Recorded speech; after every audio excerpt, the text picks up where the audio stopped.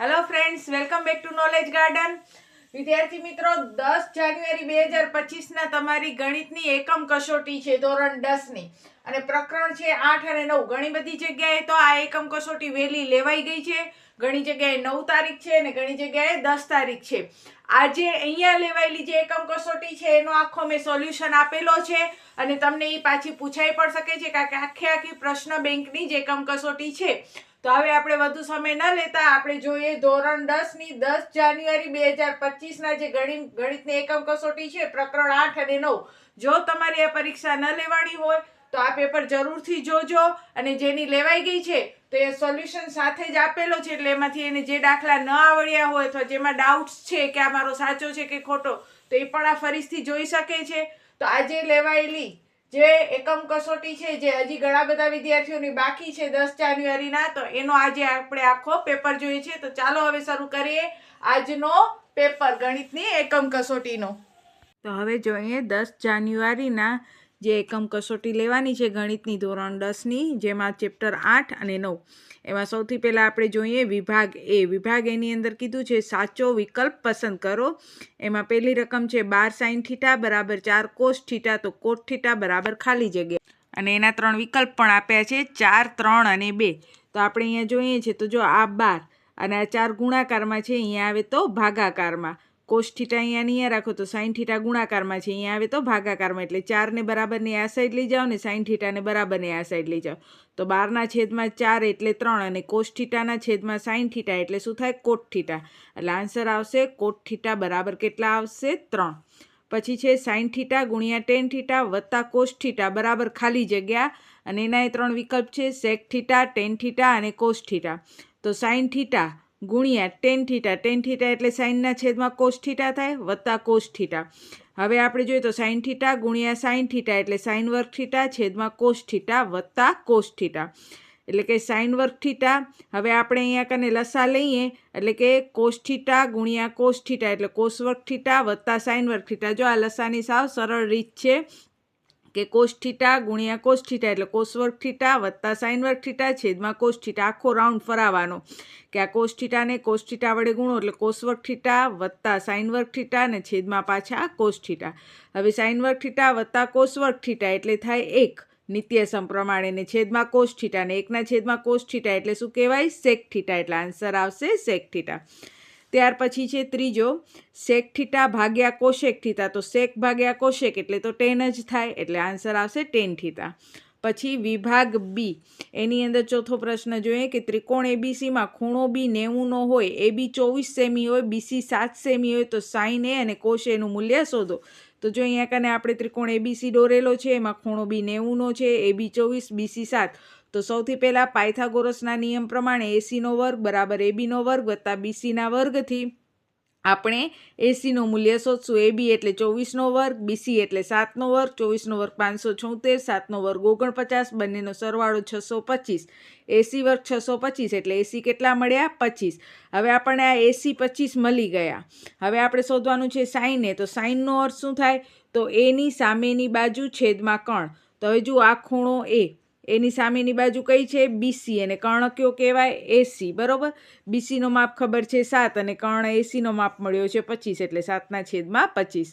કોસનો અર્થ શું થાય તો એની પાસેની બાજુ અહીંયા એ છે એટલે એની પાસેની બાજુ છેદમાં કર્ણ. તો આ ખૂણો એ, આ એબી એની પાસેની બાજુને છેદમાં કર્ણ એસી એટલે એબીના છેદમાં એસી. એબીનો માપ 24 આપ્યો છે ને એસી આપણને 25 મળ્યા છે, એટલે આન્સર આવશે 24ના છેદમાં 25. પછી છે કિંમત શોધો sin 60 ગુણ્યા cos 30 વત્તા sin 30 ગુણ્યા cos 60. તો sin 60ની વેલ્યુ થાય વર્ગમૂળ 3/2, એના માટે કોષ્ટક આખું યાદ રાખવું પડે. cos 30ની વેલ્યુ એ 3/2, sin 30ની વેલ્યુ 1/2, cos 60ની વેલ્યુ 1/2. ગુણાકાર છે વચ્ચે એટલે વર્ગમૂળ 3 ગુણ્યા વર્ગમૂળ 3 આખા 3 ને 2 દૂ 4 વત્તા 1 એકા 1 અને 2 દૂ 4. 3 ને 1 4 અને છેદમાં 4 4 કોમન, કારણ કે અહીંયા પ્લસ છે એટલે લસા લઈએ તો 4 4 છેદ 1 સરખા એટલે 1 વખત ને 3 + 1 એટલે 4 4 4 ઉડી જાય એટલે આન્સર આવશે 1. પછી જોઈએ છઠ્ઠો દાખલો નિત્યસમવાળો છે, સ્ટાન્ડર્ડવાળા માટે તો મોસ્ટ આઈએમપી છે. કોશેક થીટા માઇનસ કોટ થીટા આખા કૌંસનો વર્ગ બરાબર 1 minus cos theta 1 plus cos theta સાબિત કરવાનું છે તમારે. સ્ટાન્ડર્ડવાળાને આવા દાખલા 100% પૂછાશે, બેઝિકવાળાને ચાન્સ ઓછા છે. અને આ દાખલા છે એ સિમ્પલી તમને નહીં આવડે, એના નિત્યસમ યાદ રાખવાના અને સતત આની પ્રેક્ટિસ કરશો તો જ તમને આ યાદ રહેશે. હવે કોશેક થીટા તો પહેલાં આપણે એને ફેરવી નાખીને ફેરવવાનું એવી રીતે કે બંનેના છેદ સરખા થઈ જાય. કોશેક થીટા એનો અર્થ થાય 1/માં સાઇન થીટા. એના માટે તમને બધા સૂત્ર ખબર હોવી જોઈએ આના, કે કોશેક થીટા એટલે થાય 1/માં સાઇન થીટા. પછી એવી જ રીતે કોટ થીટા એટલે થાય કોસના છેદમાં સાઇન થીટા. એટલે આપણે આ બંને પદને ફેરવ્યા, બંનેના છેદમાં સાઇન આવે એવી રીતે લખ્યો. કોશેક થીટા એટલે 1/માં સાઇન થીટા, કોટ થીટા એટલે કોસ થીટાના છેદમાં સાઇન થીટા અને આખા કૌંસનો વર્ગ. હવે આપણે એને લખીએ તો 1 માઇનસ કોસ થીટા એનો પણ વર્ગ થાય, અને સાઇન એકવાર લખીએ તો એનો એ વર્ગ છે એટલે સાઇન વર્ગ થીટા. 1 માઇનસ કોસ થીટા આખા કૌંસનો વર્ગ ને સાઇન એટલે સાઇન એક વખત લખીએ. આપણે જ્યારે લસા લઈએ તો આપણે આમ કરીએ ને કે 1 માઇનસ કોસ થીટાના છેદમાં સાઇન થીટા, બે છેદ સરખા છે તો એક વખત. તો 1 માઇનસ કોસ થીટાના છેદમાં સાઇન થીટા પણ વર્ગ છે એટલે ઉપર પણ વર્ગ નીચે પણ વર્ગ. હવે 1 માઇનસ કોસ થીટા આખા કૌંસનો વર્ગ ને 1 માઇનસ કોસ વર્ગ થીટા. હવે જો અહીંયા જ્યારે કૌંસની બારે વર્ગ હોય ત્યારે એ પદ આપણે બે વખત લખી શકીએ, 1 minus cos theta 1 minus cos theta. અને અંદર જ્યારે વર્ગ હોય, કૌંસની બારે નથી, અહીંયા ક્યાં છે અંદર વર્ગ છે, ત્યારે આપણે લખાય 1 માઇનસ કોસ થીટા ને 1 પ્લસ કોસ થીટા. જે તમે 8મા અને 9મામાં નિત્યસમ શીખ્યા છો એ નિત્યસમ પ્રમાણે કૌંસની બારે વર્ગ હોય, ધારો કે a માઇનસ બી, તો a minus b a minus b, અને a માઇનસ બીનો વર્ગ તો આપણે શું લખીએ a માઇનસ બી અને a પ્લસ બી. બરાબર, એટલે કે જ્યારે પણ વર્ગ અંદર હોય ત્યારે એ બંને રકમ એકવાર માઇનસમાં ને એકવાર પ્લસમાં. આ 1 minus cos theta 1 minus cos theta ઉડી ગયો એટલે બાકી રહી ગયો 1 માઇનસ કોસ થીટા છેદમાં 1 પ્લસ કોસ થીટા. એટલે કે ડાબા બરાબર જબા. આપણે આ ડાબી બાજુ બરાબર જમણી બાજુ સાબિત કરવાની હતી એટલે આ લખીને પછી નીચે લખવાનું ડાબા બરાબર જબા. પછી જોઈએ 7મો દાખલો. વર્ગમૂળમાં 1 વત્તા સાઇન એ છેદમાં 1 માઇનસ સાઇન એ, અને એના બરાબર આપણે સાબિત કરવાનો છે sec a plus tan a. હવે જ્યારે પણ જે છેદ છે અહીંયા જોશો 1 માઇનસ સાઇન એ વર્ગમૂળમાં છે, આપણે છેદ ક્યારે વર્ગમૂળ ન ખપે એટલે આપણે અહીંયા છેદનું સમયકરણ કરશું. એટલે 1 માઇનસ સાઇન એ છે તો એને ઉપર નીચે બંને બાજુ 1 પ્લસ સાઇન એ વડે ગુણશું. એટલે આ 1 માઇનસ સાઇન એ છે તો એની નિશાની બદલાવી આખા પદને ઉપર નીચે ગુણવાનું. તો 1 પ્લસ સાઇન એ 1 પ્લસ સાઇન એ એટલે 1 પ્લસ સાઇન એ આખા કૌંસનો વર્ગ. અને અહીંયા માઇનસ ને પ્લસ છે તો હમણાં જ આપણે જે નિત્ય સમજ્યો એ પ્રમાણે 1નો વર્ગ 1 અને સાઇન ગુણ્યા સાઇન એટલે સાઇન વર્ગ એ. જો અહીંયા વર્ગ અંદર છે ને માઇનસની નિશાની છે તો 1 માઇનસ ને 1 પ્લસ, ને અહીંયા બે નિશાની સરખી છે તો આખા કૌંસનો વર્ગ કર્યો. હવે 1 પ્લસ સાઇન આખા કૌંસનો વર્ગ અને 1 માઇનસ સાઇન વર્ગે, તો નિત્યસમ પ્રમાણે 1 માઇનસ સાઇન વર્ગે એટલે શું થાય કોષે વર્ગ થાય. હવે આપણે આ વર્ગમૂળ ઉડાડવું છે તો વર્ગમૂળ ઉડી જાય. હંમેશા યાદ રાખવાનો વર્ગ અને વર્ગમૂળ ઉડી જશે તો 1 પ્લસ સાઇન એ અને છેદમાં કોષે, એટલે કે અહીંયા વર્ગ અને વર્ગમૂળ ઉડી ગયા. હવે બંનેને આપણે અલગ અલગ છેદ આપીએ તો 1ના છેદમાં 1 કોષે વત્તા સાઇન એના છેદમાં 1 કોષે. 1ના છેદમાં કોષે એટલે થાય sec a અને સાઇનના છેદમાં કોષે એટલે થાય tan a. એટલે કે ડાબા બરાબર જબા sec a plus tan a. જુઓ આવી ગયો sec a plus tan a. બરાબર, આપણે sec a plus tan a લઈ આવવાનો હતો. તો આ હતો તમારો 7મો દાખલો. હવે જોઈએ આગળ. હવે ક્વેશ્ચન 2a. બરાબર, અહીંયા કાને તમને આવશે તમારો 9મો ચેપ્ટર. હવે એમાં કહે છે કે એક વૃક્ષના પડછાયાની લંબાઈ વૃક્ષની ઊંચાઈ જેટલી થાય છે જ્યારે સૂર્યનો ઉચ્છેદ કોણનું માપ 60 થાય ત્યારે. તો સ્વાભાવિક છે કે આ વિધાન ખોટું કહેવાય, કારણ કે તમને 8મા 9માના નિયમ યાદ હોય તો મોટા ખૂણાની સામેની બાજુ મોટી, એટલે સૌથી મોટી બાજુ AC હોય. પછી ખૂણો C 60નો કીધો છે તો એના પછી મોટી બાજુ AB હોય, અને આ થશે 30નો ખૂણો, કારણ કે 60 ને 30 90 90 180 થાય તો સૌથી નાની બાજુ BC થાય. એટલે કે AB અને BC સરખા થઈ શકે નહીં, એટલે આ વિધાન ખોટો. પછી કાટકોણ ત્રિકોણમાં 30 અંશના ખૂણાની સામેની બાજુ કર્ણ કરતાં અડધી હોય તો આ નિયમ છે, સૂત્ર છે, આપણો નિયમ છે, એટલે આ વિધાન થશે સાચો. પછી જમીન પરના બિંદુ A થી મકાનની ટોચનો ઉચ્છેદ કોણ 45 માલુમ પડે છે. A થી મકાનનું અંતર x હોય તો જો આ A થી મકાનનું અંતર x, આપણો આ BC છે એ મકાન છે અને આ મકાનનું અંતર છે x, અને મકાનની ઊંચાઈ એટલે આ BC મકાનની ઊંચાઈ કેટલી કીધી છે y. હવે આપણે કહીએ છીએ x મોટા છે y. હવે જો આ ખૂણો તો 90 નો જોઈએ, બરાબર, અને આ આપણને 45 કીધો છે, તો બાકીનો ખૂણો એ 45 હોય. તો આપણે 9મા ધોરણના નિયમ યુઝ કરીએ તો એકરૂપ ખૂણાની સામેની બાજુ એકરૂપ હોય, એટલે આ 45નો સામેનો ખૂણો BC અને આ 45નો સામેનો ખૂણો AC. તો આ બંને કેવા હોય? સરખા હોય, એટલે x બરાબર y થાય. તો અહીંયા કીધું છે x મોટા છે y, એટલે આ વિધાન ખોટું. પછી ક્વેશ્ચન નંબર 2 જોઈએ. ટાવરના પાયાથી 30 મીટર દૂર રહેલા જમીન પરના એક બિંદુથી ટાવરના ટોચનો ઉચ્છેદ કોણ 30 માલુમ થાય છે, તો ટાવરની ઊંચાઈ શોધો. અહીંયા AB ટાવરની ઊંચાઈ છે, BC છે એનું અંતર છે 30 અને આપણે ખૂણો 30 આપેલો છે. હવે અહીંયા આપણને ટાવરની ઊંચાઈ શોધવાની છે અને આપણને અંતર આપ્યો છે, તો આપણે દાખલાની શરૂઆત કરવા ટાણી જ જોવાનું કે શું આપ્યું છે અને શું શોધવાનું છે. AB શોધવાનું છે અને BC આપ્યું છે. તો AB અને BC એટલે કે સામેની બાજુ અને પાસેની બાજુ. તો સામેની અને પાસેની બાજુ શેમાં આવે? tan થીટામાં આવે. એટલે tan થીટા બરાબર સામેની બાજુ છેદમાં પાસેની બાજુ. હવે થીટા કેટલા લેવાના? 30. તો tan 30 બરાબર AB છેદમાં BC. BCનો માપ આપી દીધો છે 30 ને AB આપણે શોધવાનો છે. tan 30ની વેલ્યુ કોષ્ટક મુજબ 1/3 બરાબર ABના છેદમાં 30.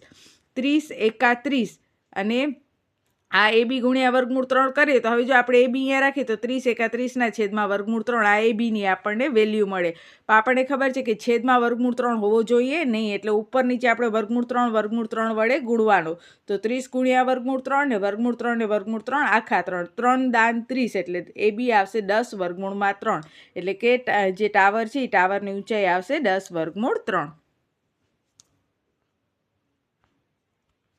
હવે જોઈએ 12મો દાખલો. નદી પર રહેલા પુલના એક બિંદુથી નદીના બંને કિનારાના અવક્ષેપ કોણનો માપ અનુક્રમે 30 અને 45 માલુમ પડે છે. જો નદીની સપાટીથી પુલની ઊંચાઈ 3 મીટર હોય તો નદીની પહોળાઈ. તો અહીંયા પહેલાં આપણે આકૃતિ બરોબર સમજીએ. તો આ MN પુલ છે, એની નીચે આ નદી છે. નદીનું નામ આપણે આપ્યું છે A અને B. આ B અહીંયા આવશે એટલે AB આખી નદીની પહોળાઈ છે અને પુલથી એની ઊંચાઈ કેટલી છે? 3 મીટર, એટલે 3 મીટર ઊંચો પુલ છે, બરાબર. હવે આપણે પહેલાં કીધું છે કે 30 અને 45 એટલે આ ખૂણો કેટલાનો થયો? 30 એક સાઈડનો P બિંદુ આગળથી, અને P બિંદુ આગળથી બીજા કિનારા ઉપરથી જોતા એટલે કે એક A કિનારો છે અને એક B કિનારો છે.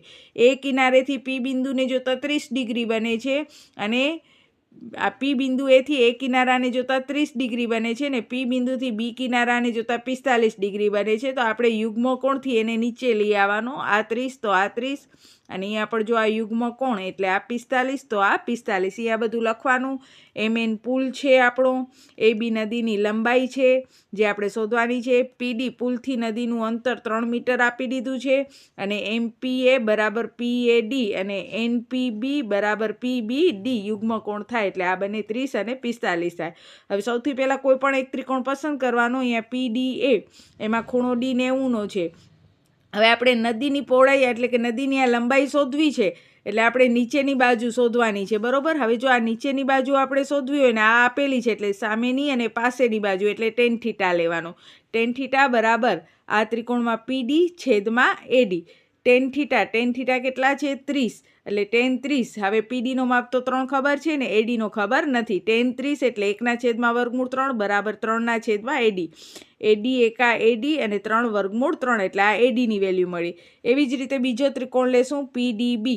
એમાં ખૂણો D 90નો છે તો એમાંય tan થીટા લેશું કારણ કે આપણે નીચેની લંબાઈ શોધવી છે એટલે tan થીટા બરાબર સામેની બાજુ છેદમાં પાસેની બાજુ એટલે PD છેદમાં DB. હવે અહીંયા tan કેટલા લેશું? 45. PD તો 3 આપ્યા છે, DB શોધવાનો છે. tan 45 એટલે 1 એટલે DB એકા DB અને અહીંયા આવશે 3 એટલે DB એકા DB બરાબર 3. હવે આ AD 3 વર્ગમૂળ 3 ને DB એટલે 3 મળ્યા. હવે આપણે શોધવાનો છે AB. AB એટલે શું થાય? AD વત્તા DB થાય. તો આપણને ખબર છે AD કેટલા મળ્યા છે? 3 વર્ગમૂળ 3 ને DB મળ્યા છે 3. બંનેમાંથી 3 કોમન કાઢો તો વર્ગમૂળ 3 વત્તા 1 મીટર એ નદીની આપણી લંબાઈ થઈ. એના પછી 13મો દાખલો છે. અવલોકનકારને જમીનથી 105 મીટર ઊંચાઈ પર આવેલા પવનને કારણે સમક્ષિતિજ રેખામાં ગતિ કરતો બલૂન જોવા મળે છે. અમુક સમય પછી તેનો ઉચ્છેદ કોણ 60થી ઘટીને 30 થાય છે. તો આ સમય દરમિયાન બલૂને કેટલું અંતર કાપ્યું હોય? તો આપણે જોઈએ કે અહીંયા કને એક આ બલૂન ઉડી રહ્યો છે, બરોબર. આ એસી છે એ આપણો બલૂન છે. અહીંયા જો આ બલૂન દોરેલો પણ છે. હવે ત્યારે અવલોકનકાર આ બી બિંદુ આગળ ઊભો છે અને તે કેને જોઈ છે? બલૂનને જોઈ છે. ત્યારે ખૂણો કેટલાનો બને છે? 60નો. હવાને લીધે બલૂન સમક્ષિતિજ દિશામાં ગતિ કરે છે, એટલે આમ સીધી ગતિ કરે છે. અને ત્યારે થોડી વાર પછી ખૂણો કેટલાનો થઈ જાય છે? 30નો. તો જો આ 60 હતા તો 60ના બરોબર મિડલમાંથી લાઈન કાઢીએ તો ખૂણો કેટલાનો બન્યો કહેવાય? 30નો. ત્યારે અવલોકનકાર જ્યારે બલૂનને જોઈ છે ત્યારે કેટલાનો થાય છે? 30નો. હવે આ એસી અને ડીઈ એનું અંતર કેટલું છે? તો 105. તો અહીંયા પણ આપણે બે ત્રિકોણને વારાફરતી લેવાનો. પહેલાં આપણે ત્રિકોણ લઈએ ABCની અંદર ખૂણો એ 90નો. તો tan θ સામેની બાજુ છેદમાં પાસેની બાજુ, કારણ કે આપણે આ કર્ણ જ નથી શોધવાનો, આપણે તો અંતર કેટલું કાપ્યું એટલે કે એ સમય દરમિયાન, એટલે કે ડી થી એ. પહેલાં જ્યારે અવલોકનકાર બી બિંદુએ હતો ત્યારે અહીંયા એસી કને એને બલૂન દેખાણો તો બરોબર. ત્યારે એણે બીથી તે અવલોકનકાર છે એનાથી એ બિંદુ જેટલો દૂર હતો. પછી કહે છે કે ડી બિંદુ જેટલો દૂર થયો તો તે સમયગાળા દરમિયાન કેટલું અંતર કાપ્યું? તો તે સમયગાળા દરમિયાન એટલે એડી જેટલું અંતર આપણે શોધવાનું છે. તો પહેલાં ત્રિકોણ એબીસીમાં tan θ લઈએ તો આ સામેની બાજુ છેદમાં પાસેની બાજુને ખૂણો આવશે 60. હવે આપણે ખબર છે એસી 105 ઊંચાઈ છે, એ બી આપણે શોધવાનો છે. tan 60 એટલે વર્ગમૂળ 3 બરાબર 105ના છેદમાં એ બી, એટલે એ બી અહીંયા વર્ગમૂળ 3ની જગ્યાએ અને વર્ગમૂળ 3 ગુણાકારમાં, એટલે અહીંયા આવે તો ભાગાકારમાં, એટલે એ બીનો માપ મળશે 105ના છેદમાં વર્ગમૂળ 3. હમણાં એને એમ રાખવાનો. પછી આપણે આ બીજો ત્રિકોણ જોઈ લેવાનો. ત્રિકોણ EDBમાં tan θ સામેની બાજુ છેદમાં પાસેની બાજુ, એટલે ED છેદમાં DB. જો આ આખો મોટો ત્રિકોણ છે એટલે કે ED છેદમાં શું આવશે? DB. હવે tan θ તો એ ખૂણો કેટલાનો છે? 30નો. tan 30 એટલે 1ના છેદમાં વર્ગમૂળ 3, 105 છેદમાં DB. DB એકા DB અને 105 વર્ગમૂળમાં 3. તો આ DBનો માપ મળ્યો. આપણે શું શોધવાનો છે? તો આપણે શોધવાનો છે કે જ્યારે ખૂણો 60થી ઘટીને 30 થયો ત્યારે કેટલું અંતર કાપ્યું? એડી જેટલો. તો આપણે એડી શોધવાનો છે. તો એ ડીએ અથવા એડી કેવી રીતે મળે? તો આખો ડીએ એટલે કે આખા ડીબીમાંથી એબી બાદ કરવાનો. તો ડીબી આપણને મળ્યો છે 105 વર્ગમૂળમાં 3, એબી મળ્યો છે આપણને 105ના છેદમાં વર્ગમૂળ 3. વળી રાઉન્ડ ફેરવો તો 105 વર્ગમૂળ 3 ને વર્ગમૂળ 3 આખા 3, એટલે 105 ગુણ્યા 3 માઇનસ 105 ને છેદમાં પાછા વર્ગમૂળ 3. આ લસા થયો કહેવાય. 105 વર્ગમૂળ 3 ને વર્ગમૂળ 3 આખા 3 માઇનસ 105 ને છેદમાં પાછા વર્ગમૂળ 3. 105 તેરી 315, એમાંથી 105 બાદ કરવાના ને છેદમાં પાછા વર્ગમૂળ 3. 315માંથી 105 બાદ કરો તો 210 ગુણ્યા વર્ગમૂળમાં 210 છેદમાં વર્ગમૂળ 3 પર છેદ વર્ગમૂળ 3 ન હોવો જોઈએ, એટલે આપણે વર્ગમૂળ 3 ને ઉપર નીચે ગુણીએ તો અહીંયા કને ઉપર નીચે જ્યારે આપણે ગુણીએ છીએ તો વર્ગમૂળ 3 ને વર્ગમૂળ 3 આખા 3 થઈ જાય. 3 સત્તા 21 એટલે 70 વર્ગમૂળ 3 મીટર. એડીનો જવાબ આવે. એટલે બલૂને એથી ડી જેટલો એટલે કે 70 વર્ગમૂળ 3 મીટર અંતર કાપ્યું હશે.